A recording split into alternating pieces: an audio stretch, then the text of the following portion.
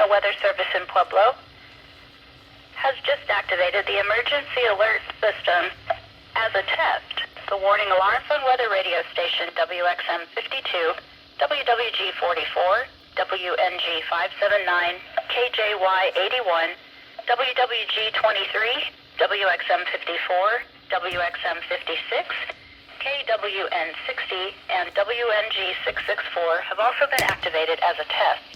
During potentially hazardous weather situations, broadcasters and officials participating in the emergency alert system and those with specially built weather radio receivers are automatically notified of the hazard by the preceding digital code and warning alarm.